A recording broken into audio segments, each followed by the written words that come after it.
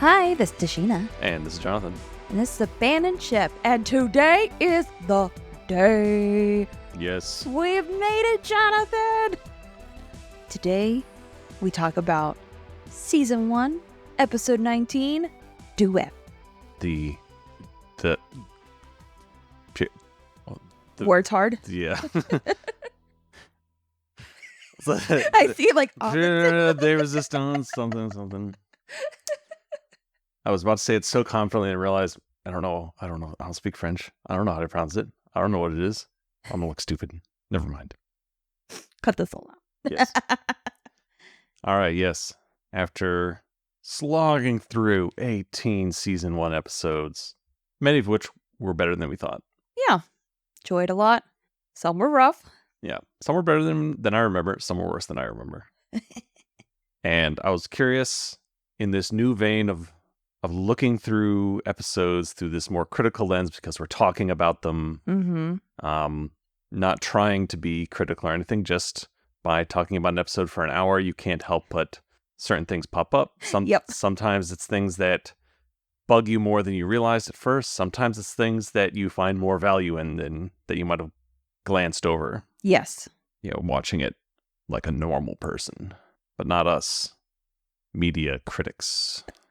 Oh, is that what we are? Yes. Mm-hmm. Oh gosh. With this new found knowledge, approaching episodes has been interesting. I was curious how much Duet would hold up. I knew the core would, but I was wondering how much of the rest of it. There's been certain issues that we've sort of identified, of tropes that they fall into a lot, a certain lack of use of the medium, especially in terms of just like some really flat camera angles and some really awkward performances and stuff like that. And I was curious to see how much of those would crop up in Duet that I had never realized before, because I was just so swept away in the narrative. Mm-hmm. Who knows if that's true, because I was again swept away in the narrative because it's so good. Exactly. I think for the most part, everything hit like before.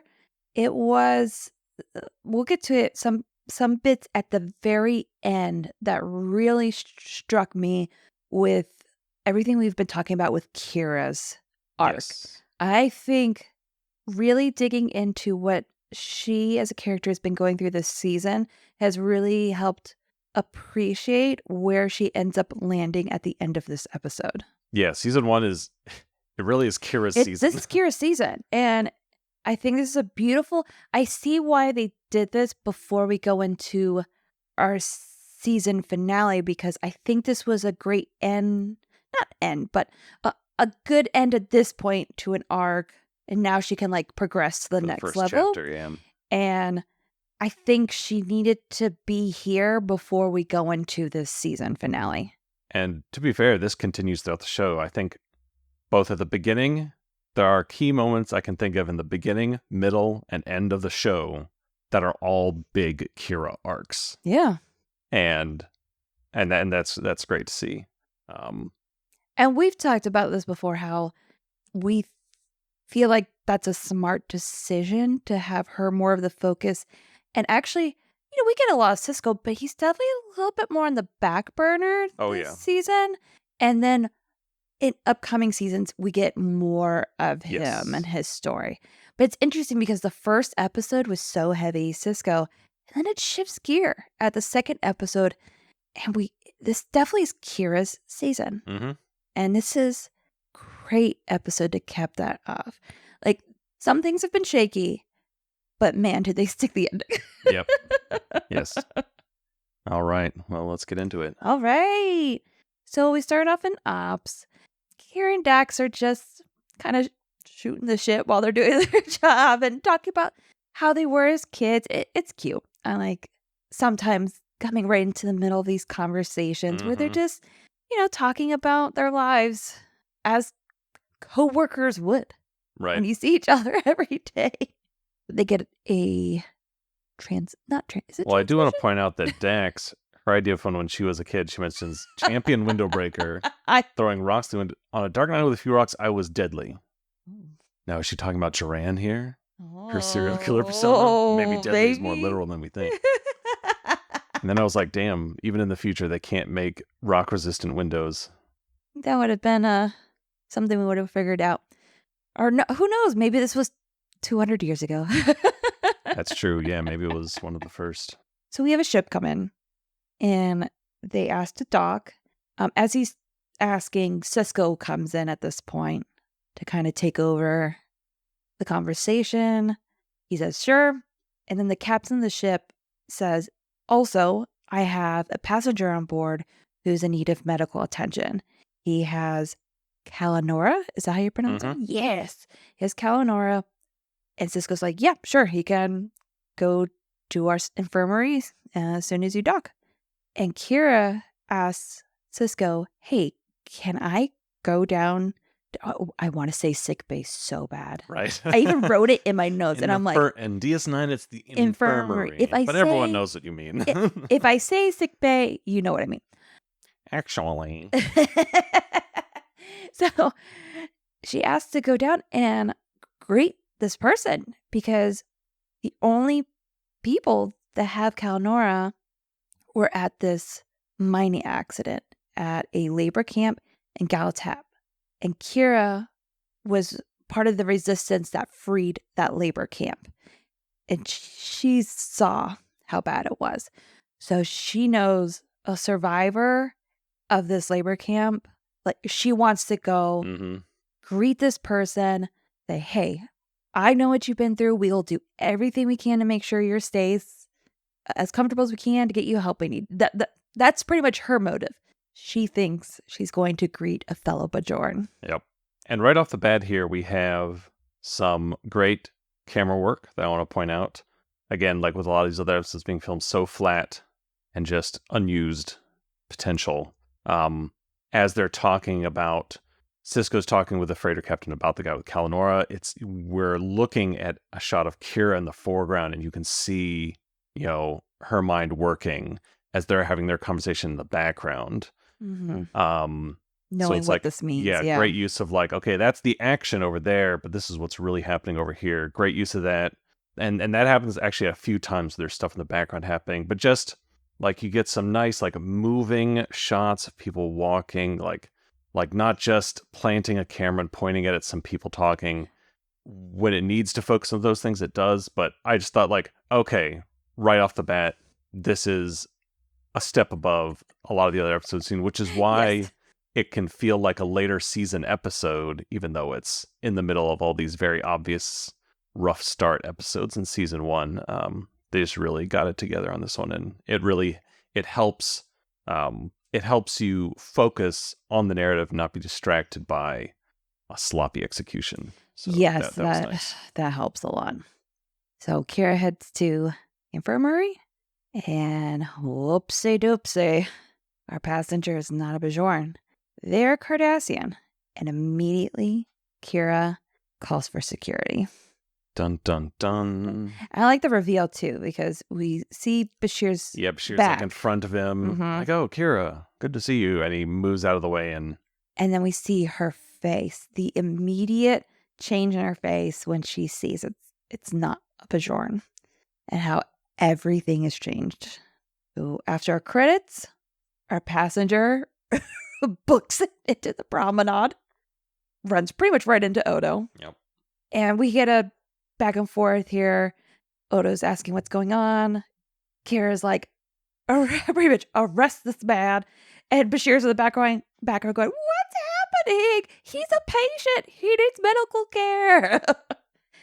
We find out that if he is a Cardassian with Kalanor, he was at the sleeper camp when the mining accident happened. So he probably did some warm crimes. Yep. Yeah, for her just being there was enough based on what she had seen. You can't have been there and not be guilty. Exactly.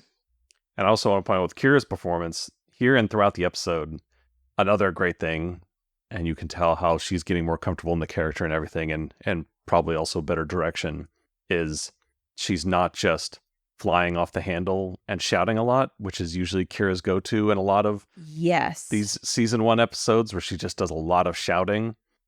You can tell it's a much more real horror, definitely and emotion, deep anger. Yes, a deep emotion, but it is she is keeping it at Yeah. bay. So great performance there. I just wanted to point that out as well as another thing that Yes. separates it. All these things that like separate it from its peers at this point in Yes. time. So we go to Odo's office. Pretty much Sisko is asking, what's happening? The information we find out is that our passenger, his name is Amin Maritza. Amen Maritza. Amen? That's how they pronounce it. Yeah, okay. Maritza. And Odo's confused because he's like, this name is not on Bajorn's most wanted list. So why do you think he committed war crimes? And that's where Kira says, if he was there, he did bad things. And she explains at this point, like, what the Cardassians did. Like, it wasn't just murder. It was humiliation, torture. I mean, some of the things she Rape. describes. Yeah. Yeah. It's bad. And they used the word, which everyone was,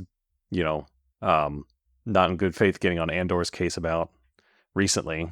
Oh, why are you talking about that in our sci-fi show? I know. Yeah. This is like, she said, well, because she said rape. It's relevant Yeah. to because that's what we're making. happens Exactly in these situations.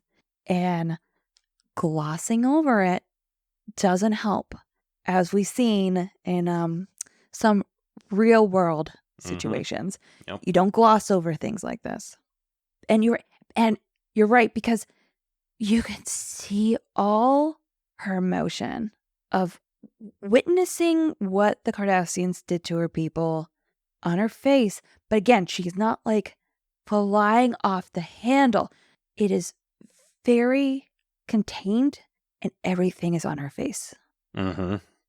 And just knowing a little fraction of what she witnessed as a child, because she said she joined the resistance at 12. She witnessed some horrific things as a child. And that's also something that needs to be remembered when we talk about Kira. Mm-hmm. Okay, so the only other bit of information we get is that this happened like about 12 years ago. There has been some distance, but 12 years is still not enough to erase what she saw. So at this point, Sisko decides to go to the holding cell and speak to Maritza himself. And of course, Maritza denies having Kellinor. He's like, oh, Captain must have been confused. I have Patrick, which I guess is similar. And so since I don't have that, I wasn't at the camp. What are you talking about? And you start getting a little sense of how arrogant and haughty he is. Just the way he talks, even just Sisko. He's like, oh, Federation to the rescue. Like just little things like that. Yeah, very dismissive of the Bajorans and very, yes. Us two civilized people can talk about this. And these Bajoran fanatics, don't worry about them. At this point, Maritza's like, yeah, Kira's just a fanatic. She only is arresting me because I'm Cardassian, not for any like actual reason. And it doesn't help that at this point we see a Bajoran man who looks like he woke up from a drunken stupor and another holding cell start freaking out that there is a Cardassian in the cell next to him. And he starts yelling, oh no, get me out of here. I'm not going to be next to him, blah, blah, blah. So it's like on cue, his point. It doesn't matter what he's done. He is a Cardassian. They hate me. So that doesn't help Kira at this point. And right here, we do have one of the only like season 1 sort of things that kind of shows through with this guy's performance. It's a little ham-fisted. A little bit. It's a little much. Yeah. Odo. You're not keeping me here with one of those. I'm like, is he drunk? Well. Go to Sisko's office, where Bashir immediately counters, no, the dude has Gallinora and was definitely at the labor camp because I did a lot of cross-checking to make sure he was there. He has all the symptoms. And also I tested him and he was positive. Probably should have led with that. Yeah, who cares if he has the symptoms? If he has it. Okay, so at this point, Cisco gets an incoming transmission from Minister Cavell. And the minister just assumes, you got a baddie. And you're going to hand him right over to us, right? And Cisco's like, we just started this investigation. We're not even sure if this is who he says he is. We need to figure some stuff out. And Minister's like, yeah, that's nice. You're still going to hand him over. Yeah, his demeanor completely changes after that. And Cisco's like, okay, well, let me continue my investigation, I guess. Pretty much Cisco's just bombarded by two sides going, no, you're going to do this. Because for Cisco, we have to remember, like, he came in on a Federation ship to a Federation administered station. There is a certain amount of due process that they have to put him through, even for a situation as delicate as this one. Yes. And he's right. They need to find out what's going on before they either hand him over or let him go because of how delicate the situation is. I mean, pretty much if he hands him over to Bajor, he's going to get executed. He's going to get executed. So he wants to make sure this is who they say he is. And he actually did some crimes before he sends him over. Yep. Okay, so we got just a quick scene at the Rebel Mat. Cisco at first wants Odo to lead this investigation, but Kira pleads, saying, this is a Bajoran matter. A Bajoran should lead this investigation. She goes, I promise. I'm not going to let my emotions get the better of me, but I need to do this. I need to do this for the people that don't have a voice anymore. And begrudgingly, Cisco says, okay. He gives her the reins. But thankfully, Odo's still there, which I think is really good because it will look really bad to the Cardassians if a Bajoran is just kind of going willy-nilly, you know? Odo has to be there at least. Yeah. And of course, this puts Kira in a really tough position because for her to actually be objective, that means doing some of what Cisco's doing of pushing back against her own people. Also, yeah, you want to make sure that it's not just a show trial. Yes. Like, she genuinely does want to, and it's one of the big things she struggles with throughout the episode is she fully recognizes and says as much, like, what she feels, what she just wants to do. And the question is, will her objectivity win out while still making sure that justice is served? So, in security, as Kira's coming in, we see our drunk Bajor man being led out by Odo. And as he's exiting, he asked Odo, let me know when they hang that Cardassian. Like, great way to start an interrogation. Said in the most cartoony. Let me know when you hang the Cardassian. Like, all right, calm down a little bit, buddy. He had his 4 lines. He was making them work. I'm gonna chew the bucket out of the scenery. So now we have round 1 of Kira versus Barita. First, she just confronts him with the information that they have, that they know he was at the camp. And at this point, they're like, what was your role at the camp? What did you do? And also, because Cardassians are known for kind of double speaking. And she's like, your lies are pretty transparent here. And he goes, okay, then I'll be more opaque then. Just stuff like that. Yeah, tons of little digs. Yes. Oh, he says he's never at Galatep, but he phrased it as, I missed that honor. So, he's doing things that he knows will rile her up. Exactly. Every time he talks to Kira, he takes every opportunity to needle her. And there's a point. It's not just, I'm an arrogant Cardassian. There's a reason he's getting under her skin. Yep. And I think, especially when we find out what happens at the end, it's interesting him saying, you'll be disappointed, when he says what his position is. And he's right. At first, he's right about her because she is disappointed. Mm-hmm. She doesn't want him to be just a file clerk, which is what he was at Galatep. He's like, I was the best dang file clerk there was. And so he goes on about himself. This is also where we get our first mention of Gul Darhil, Mm-hmm. who was the leader of the camp. And we find out later he was called the Butcher of Galatep because of how awful he was and what he did at that camp. Also, this guy's performance is fantastic. Oh, Just listening to him talk is great. he fits the role so well. And he's an actor who's acting. Yes. It's very Many interesting. layers. There's a lot going on here. And to do that all in this ridiculous makeup, Oh, I know. which then as a guest star you're not used to. So it's like your first time.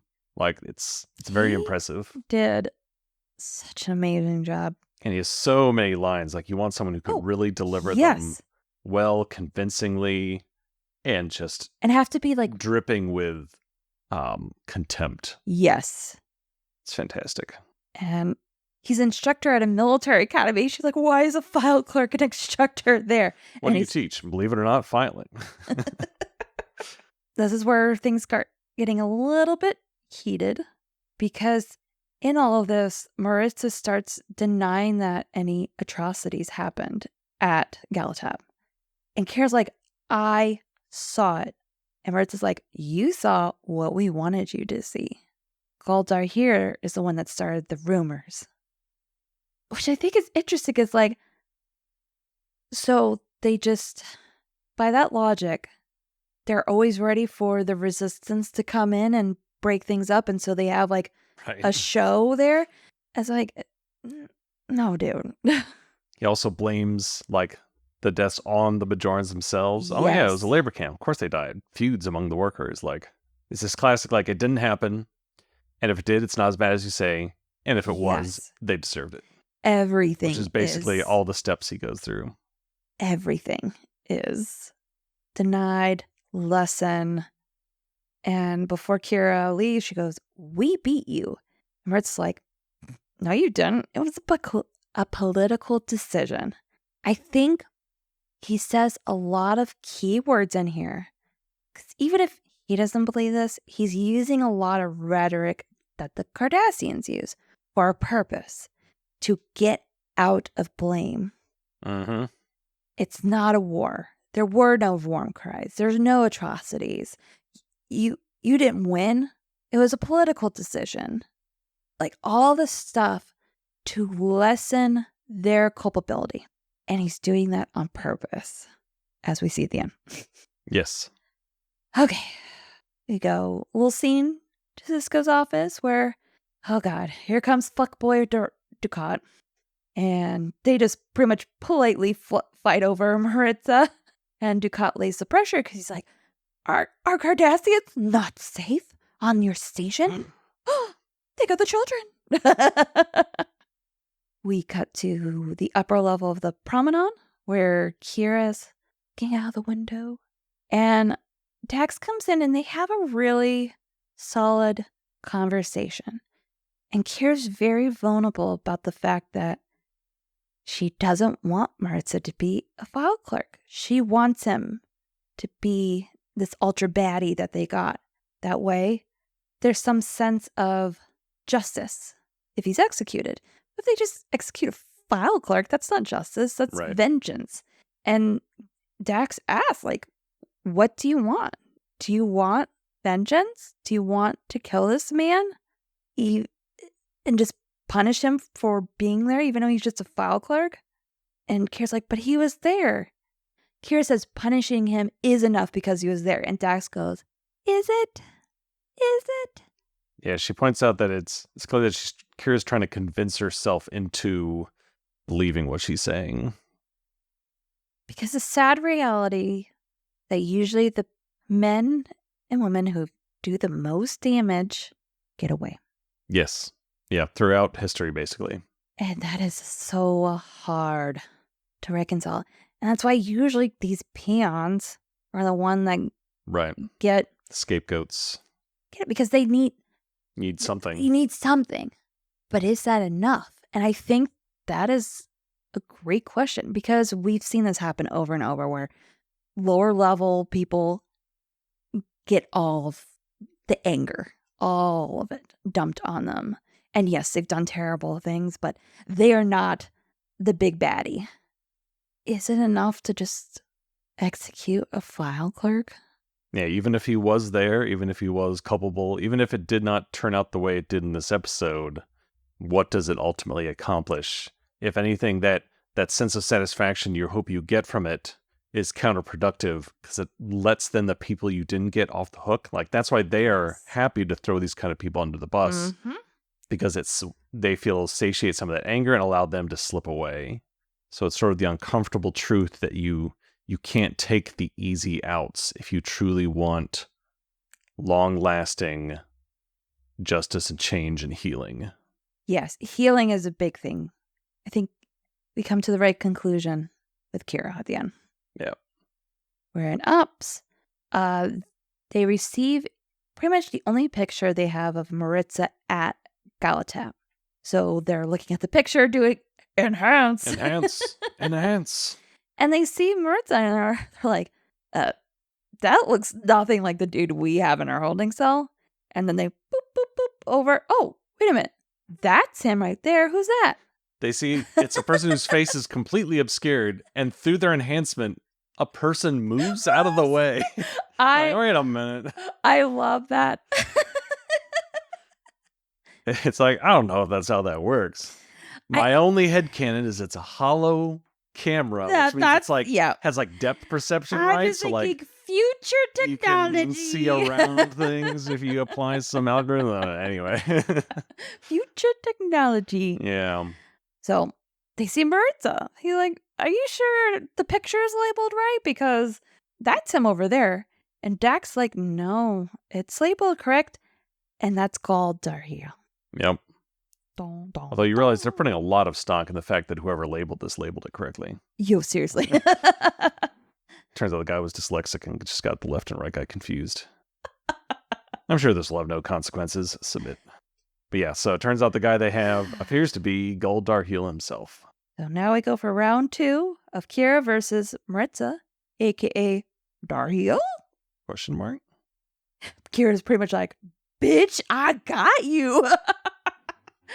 I know all your secrets now. The provisional government is going to try you for war crimes.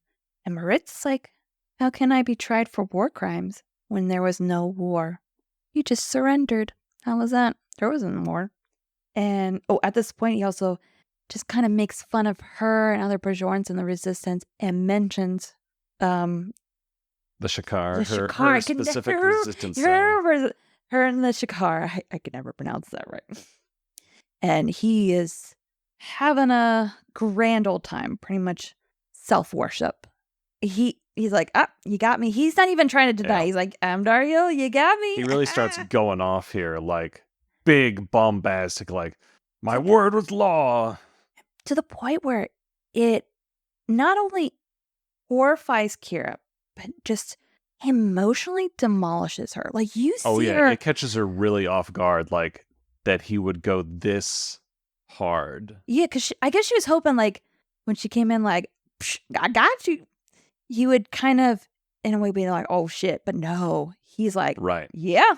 And I think that does tip his hand a little bit in how hard he goes after the, okay, you figured out here, I'm going to do. He doesn't try to deny it at all. He's like, okay, sure, I'm Dario.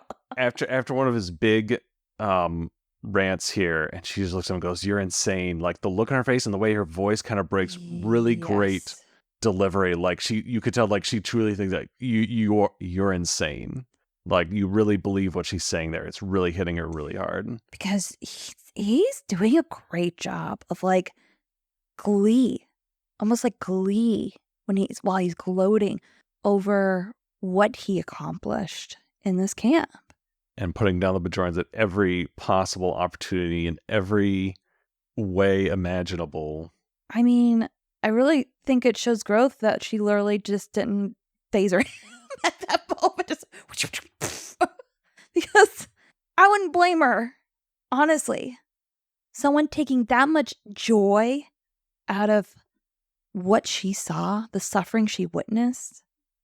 There's also a little line buried in here in all this that does a pretty good job at breaking down how these things happen and why people go along with them. And he talks about how do you get these people to do these horrible things? Mm-hmm. And basically, it was all down to him, the purpose he gave them, and the confidence he showed in that this is the right thing to do. He said he would tell them to go out and kill Bajorans. So they come back covered in. He said they come back covered in blood, but they felt clean because they were, from what he told them to do, the image of the Bajorans that he and others instilled in them from the top down, the dehumanization. Yes. Like that, it's a small thing, but it's a great, as we have seen in this whole episode came at a very interesting point. Yes. In history, not a unique point in history, unfortunately. It is, but nonetheless, it is in the current conversation, and the meaning of genocide and why it happens, how it happens, how you get otherwise normal people. Because this happens all the yeah. time. How do people... It can't all just be, the only people who did it were insane psychopaths. Those are the people who direct it. Yes. But the people who carry out are often very normal, otherwise mild-mannered people who are whipped up into a frenzy following a very long period of dehumanization and scapegoating mm-hmm. and giving them a purpose that they feel like they're fulfilling a greater good. Yes. That makes anything excusable. Yes, because not only are these group of people they're beneath us, they're the cause of our problems. It's because of them that things are like this. So why would we allow someone who's beneath us, who's subhuman, to stand in our way and cause us pain? That's what happens over and over and over. And I think one of the reasons why I love Deep Space Nine so much is we see this. We see how this happened. Because at this point, the Cardassians are kind of seen as a whole. We haven't really gotten a lot of individuals. Mainly their asshats we have seen. We haven't really seen many quote-unquote good Cardassians. And I think that was purposeful to this point. Because after here, we start seeing more variety of different Cardassian characters. Yeah, but up until what we've seen right now, he fits in that mold that we've come to expect. And again, that arrogant the othering assholes. can work in both directions. Yep. And so he fits this mold of what he expects, what Kira expects. Yep. So it's all fitting into the show. And I think the thing that really tips it is just the fact that it fits almost too well. Yes. That it goes so hard that it fits too well into it, and that's what gets her. That and the Shakar slip-up is what get her thinking. Yes, because after this, she is just demolished. Like she goes to Odo's office. She's sitting down. He swipes her drink from corks. Yeah, she's basically just in shock. Yeah, and she's just drinking away. And girl, go for it. I would be hitting that tequila if I just witnessed that too. Because I don't want to put aside emotionally what Kira's going through this episode, because it makes what she does at the end even more profound to me. So she's pretty much like shocked, dazed. No, I gotta keep investigating because I just can't go and lay down in my room because I'll just be the weak Bajoran he thinks I am, cowering in the corner. You can see it having the effect he wants. She's going through all the motions. She starts wondering about how many others are out there like him unpunished. Yeah. So, okay, I got to make an example of this one. He bragged about it. She doesn't want to lie down because that's what he wants. She talks about, I hate him. I hate his smirking, superior Cardassian face. So now she's starting to like associate these two things together. Yes. The Cardassian, this man, what they did, she's linking them together. Yeah. Like it's working. Like this is what he wants, all these connections to be made. And this is why Odo's important. Because he comes in going, maybe you shouldn't share personal history with this guy. Yeah, she talks about the Shikar, he belittled the Shikar, and I like how, it's a really small detail, but I like how he didn't immediately clock, like, oh, how do you know about that? He's like, oh, okay, maybe you shouldn't share those kinds of details with him. And then she's like, but I didn't. Yeah, you already knew. And he's like, wait, what? how do you know that? And and I think Kira does a great job trying to keep a level head throughout this. But because of the position she's in, this is why it's important to also have someone like Odo there.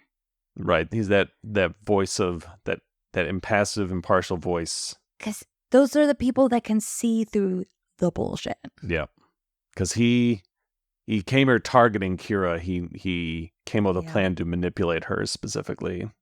So, yeah, Kira said she didn't. I was like, let me start doing a little research. And then Kira goes in for another round with Darhiel the Butcher. And she asks him, how do you know about the Shikar and me being a part of them? And he's like, yeah, Maritza, he gave me reports all the time about you guys and your little fractions, whatever, trying to be resistance. And, so I always got updated. Now, again, this was over 10 years ago. Kira's like, so you remember my name from a piece of paper like 12 years ago? And that, for her, she's starting to, so now she's starting to gain the upper hand in the interaction here. And he asks like, oh, well, now I have questions to ask you. And she's just like, oh, your questions don't interest me. And he's like, how can you be so sure? So he's trying to goad her further now. And she's kind of giving him the side eye. Yeah. And she stays. Mm-hmm. But you can tell she's gained that, she's on her little more of her terms now. And she's starting to see through some of the getting a little bit more bullshit. Like he totally demolished her, and now she's starting to gain that footing again. So pause for a second on their interaction, because now we got Odo the detective. A quick note, in front of his security is the survivors of Galtap are there on a vigil. And have a one line from Quark of Quark being Quark. The only levity. Imagine living through that hellhole. The pain, the sorrow. Do you think they like to gamble? Thank you, Odo. Or thank you, Quark, for being here. In the middle of all this, it just catches you off guard a little bit, and you can't help but chuckle a little bit, which is good. It's nice that we have at least a little bit of a release. But we don't dwell on it or make a joke out of it. Yeah, it's just Quark being Quark, and then we move on. He heads to the infirmary. He asks Bashir to look over Maritza's medical records, because apparently Maritza did a little digging on Kira about a couple months prior to coming to the station. Now, so he leaves Bashir with that, because he is also getting a call from Ducat. Goes back to his office. Now, it seems like Odo actually dinged him first to ask for information. Ducat's like, buddy, Odo, sorry, that's classified. But I will tell you, Goldar here is dead. And Odo's like, who do I have in my holding cell then? What are you talking about? And I was like, this guy just said he's Goldar Heel, and Ducat's just like, what? I think that's the first time you see Ducat like taking it back. He's like, wait, what? He says he's lying. And I was at the funeral. I saw the body. I was like, why would he do such a thing? It's going to get him killed. Why would you lie about this? So Ducat's like, is this a plot to embarrass Cardassia? And I was like, maybe. But I need to see this file so I can support your claim. Heart emoji. I love when Odo can play people, and Odo knows Ducat. It's interesting seeing in the beginning how Cisco and Ducat talk, and how Odo talks to him, and how Odo gets what he wants. Yep. Now we go back to the holding cell where we continue on with round 3. And he's trying to equate what she has done, because she killed Cardassians, with what he has done. Different methods of dude. survival. Yeah. Dude, Kira's like, nothing justifies a genocide. We were trying to survive. And he's like, so were we. So was our empire. This is what we had to do. So again, the delusion of like Right. trying to justify what they were doing, what she was doing. Like, what? Yeah, again, that justification of we're doing this to defend ourselves. And when he comes back with, you call it genocide, I call it another day of work. Mic drop. Good thing Odo came in. Yeah. Right at that moment. And he's like, Kira, come here. I don't know who we have, but it's not Darhiel. And he wanted to be caught. Yes. Dun, dun, dun. So now we go to Cisco's office. There's a lot of back and forth here. I'm just going to kind of narrow it down. We find out Darhiel is dead.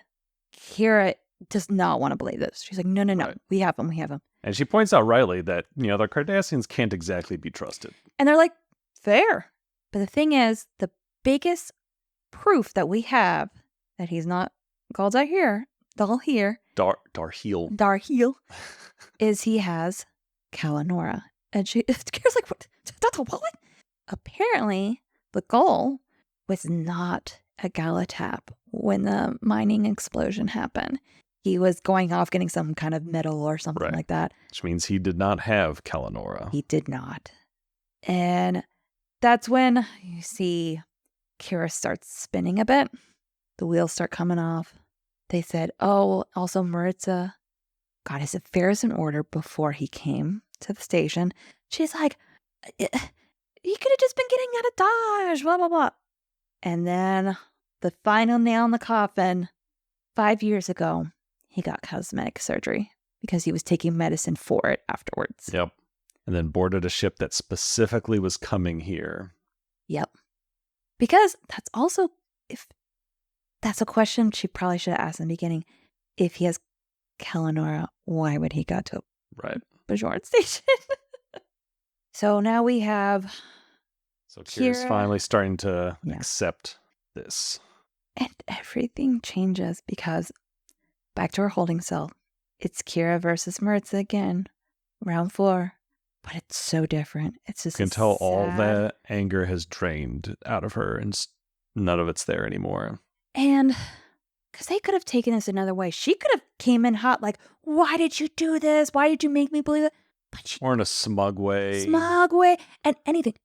They chose for her to come in gentle and with compassion. Because the first thing she asked him, how are you doing? Are you in pain? Do you need a doctor to help with your symptoms of Kalanora? And he is just like, catches him completely off guard. He does not.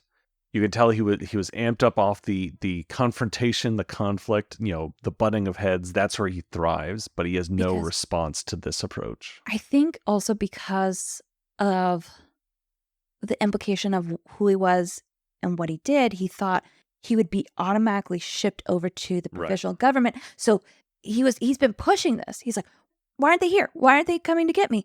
Because he knows the more time it drags, the more time they have to find out his shit, which they did. The more time, the harder it is for him to keep it up too. Yes. He is also riding on adrenaline. Yes. Because of what we find out here, which is that he's not Gul Darhiel. And she also gently confronts him with that. Again, not anger, smugness, not anything. She goes, we know the truth. We know you're Maritza.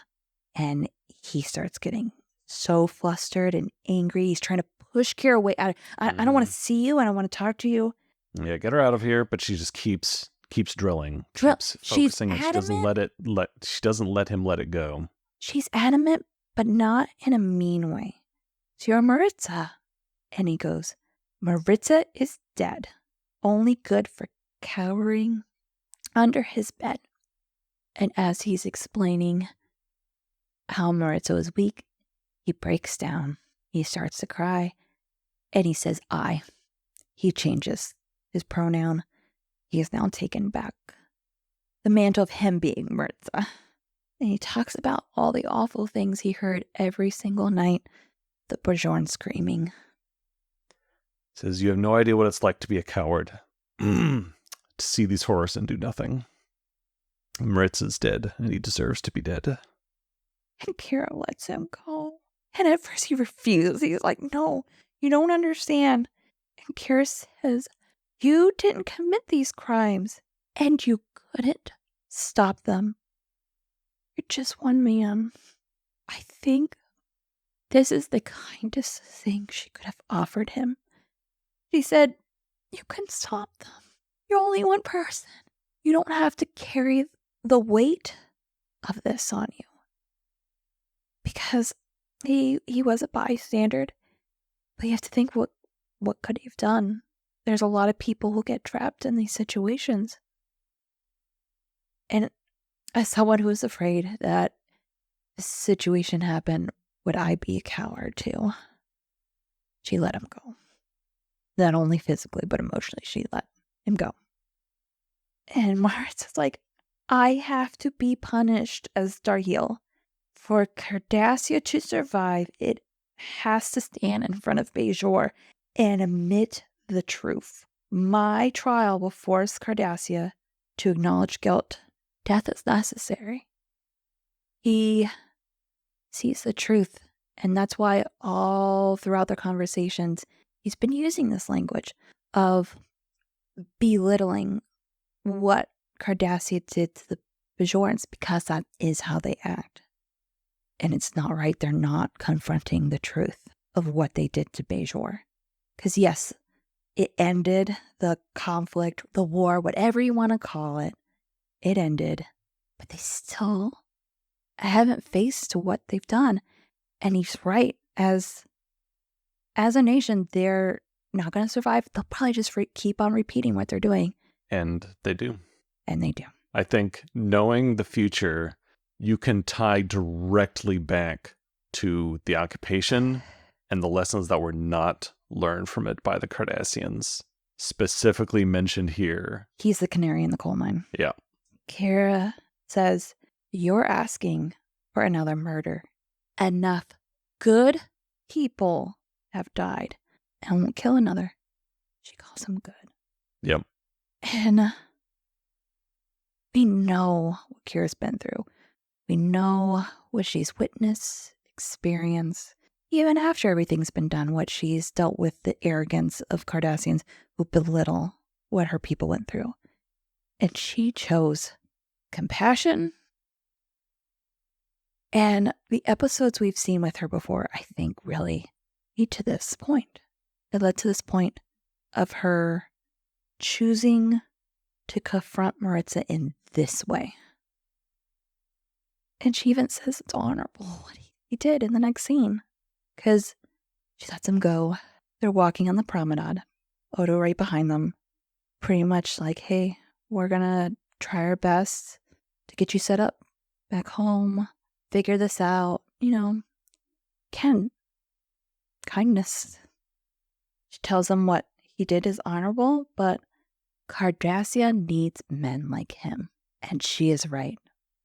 Because they're not going to listen to other Bajorans or the Federation because of their arrogance. The only way Cardassia is going to change is within. Mm-hmm. And she sees this now. And that is more important than vengeance. Because them changing and maybe actually taking in what they did could actually be true healing for Bajor. Yep. Yeah, it's from before this, victory, healing, satisfaction would have been to break and defeat Cardassia, to kill Cardassians, Yes. to punish Cardassia. After this, what she realizes a true victory, a true healing for Bajor is for Cardassia to change from within. And vengeance is not enough. Yeah, vengeance is not enough, which is what they've been saying throughout the whole episode. Because a drunk Bajor man comes up behind Maritza and stabs him. And Maritza dies in Kira's arms. And Kira screams, Why? He wasn't Tar Heel. Why did you do this? And drunk guy's like, he's Cardassian. Reason enough. Kira goes, no, it's not. And that's where we end. Like, this whole ending was just such a great end to this part of Kira's journey. Vengeance is not enough. Just killing any Cardassian is not enough. That's not going to change anything. Yes, the people at the top who are responsible should be held accountable, but just killing any Cardassian doesn't do anything. Doesn't change anything. They're still right outside their doorstep, waiting. And we see now blind vengeance from this drunk Bajoran killed actual hope. Yep. Yeah. It's hard to... Ooh. Yeah, there's not a lot of laughs in this episode. No. That one moment from Quark is all we really get. But, yeah. Yeah, I mean, like I said, the narrative really does take you away. The performances, not a sci-fi plot to be seen, and yet it's where the show is at its strongest. Yeah. Just real stories that are easy to draw parallels with things we've seen now and throughout history, but played on this interesting new way. Just some really solid acting on all counts. Yeah. Yeah. And definitely, I mean, like I said, like this, you can see how things could have been different in the future if Cardassia had that moment of realization. But because they're still in this attitude of other, and also this defensive mode. No big deal. It's interesting how, and we've seen other things recently that pointed this out, how a lot of these either genocides or just aggressions, wars, these actions that are taken by peoples, by nations, come out of a place of fear and a defensive mindset. Like, you expect a more simple view of, the aggressors being, they just want to expand, right? They're greedy, or they just want more. But the way it's often sold to the people is a matter of survival. Yes. Which is why they draw that comparison with, you were fighting for survival, so were we. They view their expansionism, their actions, this brutality, not as, they're not mustache twirling villains who just want to, take over the universe. They view it as survival. They've twisted it into, we are defending ourselves. That's how have to do this. Yeah. That's how the Germans saw it. Mm-hmm. It wasn't, oh, we just want to control Europe just because. I mean, they saw it as, we're under siege. Yeah. We have to defend ourselves.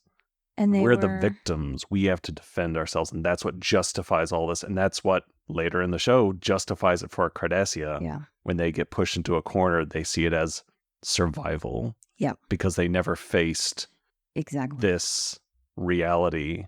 That attitude is what drove them to commit these atrocities against Bajor. And they just repeat their own history. Until it really, and maybe it was because they didn't feel the impact of it themselves enough here. Yes. They call it a political decision to leave. Oh, we weren't defeated. We just decided to leave. Yeah. Right. So we don't have to face any consequence of that because we're not hurt by it. Yeah. We can ignore their hurt as long as we're not suffering. And that drives them to the point where they very much do feel the suffering. And it comes back around. Mm-hmm. So I think the lesson here is that for people throughout history to make sure you don't get to that point, that it's not just about yourselves, that the things that you do to others, they can come back. Mm-hmm. Also say, wherever you lean politically, please be wary when majority of people start dehumanizing a smaller group. Yes. Group that doesn't even really have any power to do anything. But yet they keep taking their power. Any rights they have, they keep taking. Please, I'm not going to get into detail, but We see that here in the United States with a couple of groups of people where they've become scapegoats. And it starts there, but it doesn't end there. And you have to be careful. Anytime your ideology demands the suffering of a large group of people, you really have to take an inner look at what you are believing in and why and what you are being told. You have to be like Odo and Kira and try and see through the bullshit. Yes. And see what's really going on and how you're being manipulated. It's hard because there is a lot of manipulation and there's a lot of bullshit. Oh my God, especially nowadays. It's saturates everything in our lives. Everyone has gamified it and metafied it so much. It's really hard. It's hard. It's hard to see through it. It takes work, which a lot of people, they don't want to do that inner work. But it does. It does, to make sure. Even myself, I have to sit sometimes and check, like, okay, I'm not just like going along with a populist wave, groupthink. Is this actually right? Is this what I, in my core, believe? I'm not just been taken for a ride. And it's hard. Yep.